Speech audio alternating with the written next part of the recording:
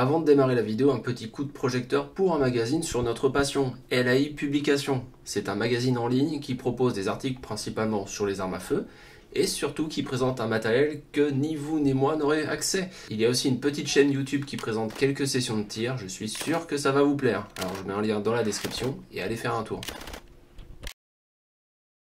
Attends, je recule un peu, pas dans le cadre, voilà.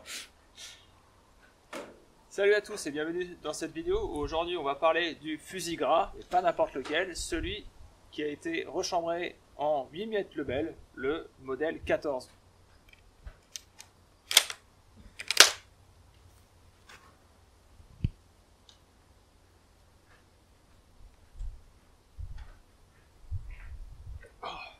C'est dur ? Ok. Je plonge. Il tire sur quoi? Le gong de gauche, j'essaye. La cible ou le gong? Impact! C'est bon, tant mieux, merci. Un peu trop à droite.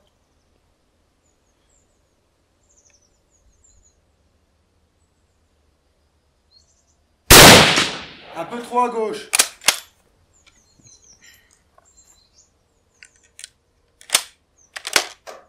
Tu mets 3 clics à gauche.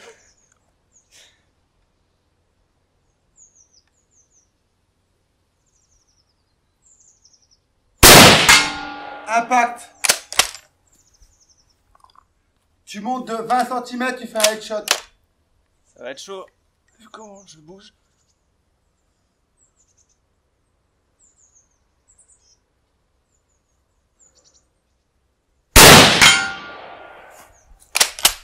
Je vais pas vous faire tout l'historique du fusil gras. Pour faire simple, le fusil gras, c'est un fusil chasse-peau converti à la cartouche métallique.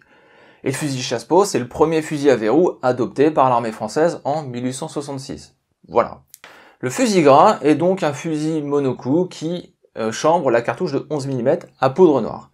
Et vous allez me dire qu'on n'a quand même pas été utilisé des fusils datant de 1866 durant la Première Guerre mondiale. Et si, mais bien évidemment, pas en première ligne. Le contexte est simple, si l'armée française en 1914 possède un stock important de fusils Lebel, 1, ils ne sont plus fabriqués, 2, l'armée française passe de 1 million à 3,5 millions d'hommes, et il faut tous les équiper, et 3, les pertes en matériel des premiers mois de la guerre vont mettre à mal ces stocks, et il faut donc trouver des armes, et rapidement.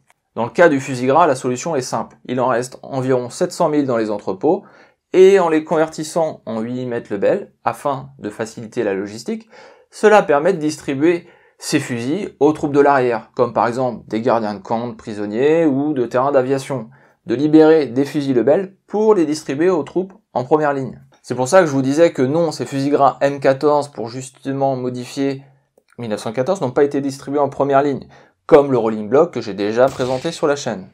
Alors la conversion à la 8 mm Lebel n'est pas qu'une question de logistique, c'est aussi pour respecter les conventions internationales qui n'autorisaient plus les balles en plomb, mais seulement chemisées. Ces conversions du 11 au 8 mm furent entreprises de décembre 1914 à octobre 1915. Les canons ont été entièrement changés par des canons de fusil Lebel. Le bois de la crosse reste inchangé, il y a donc de petites cales pour faire tenir le canon. Une nouvelle hausse est mise en place, ainsi qu'un nouveau garde-main en bois. L'ancien canon du fusil gras était coupé au bout sur 160 mm pour être réassemblé sur le nouveau canon, afin de permettre de conserver la mise en bois au niveau de l'embouchoir pour ne pas toucher la crosse, et de conserver le tenon de baïonnette, car ce modèle conserve bien l'épée baïonnette modèle 1874, comme celle que j'utilise dans la vidéo. Un truc amusant, c'est que la culasse n'a pas du tout été modifiée. Ah oui, il y a une forte similitude entre la cartouche de 11 mm gras et 8 mm Lebel. Elles ont le même culot. Ça, c'est l'héritage du Kropatschek 1885. Je vous renverrai bien vers ma vidéo sur le fusil Lebel pour en savoir plus. Mais vu comment elle date, restez plutôt ici. Bref, aucune modification dans les culasses. Néanmoins, il faut savoir que cette dernière n'est peut-être pas aussi apte à encaisser le recul d'une 8 mm par rapport à une cartouche à poudre noire. Si vous avez l'occasion d'essayer ce genre de fusil, rechargez soft. Ces fusils ont un nouveau poinçon M14 sur le côté gauche du boîtier. Il n'y a eu que les fusils d'infanterie qui ont été convertis et jamais les mousquetons et autres versions carabines. On peut trouver des chassepots 1866 convertis gras avec la modification M80, puis la modification M14. Et ce qu'il y a de fou, c'est que certains de ces fusils sont modifiés pour la balle N, ce qui signifie une modification faite en 1932. Car oui, ces fusils gras M14 ressortiront encore en 39-40, toujours pour équiper des troupes auxiliaires. Ce qui donne une longévité assez exceptionnelle de 74 ans entre 1866 et 1940. Ces M14 furent sortis à 146 000 exemplaires, mais malgré tout, ils sont assez difficiles à trouver aujourd'hui sur le marché de la collection, ou à des prix complètement hallucinants. Voilà, la courte histoire de ce gras M14 s'achève. Merci à toutes et à tous d'avoir regardé jusqu'au bout. Merci au propriétaire de m'avoir fait essayer son fusil, car oui, entre-temps, entre le moment où j'ai filmé le tir et aujourd'hui, j'ai réussi à mettre la main sur un exemplaire. Merci au président du club pour son accueil. N'hésitez pas à liker, à commenter et à partager la vidéo, ça aide au référencement de celle-ci. Et à très bientôt.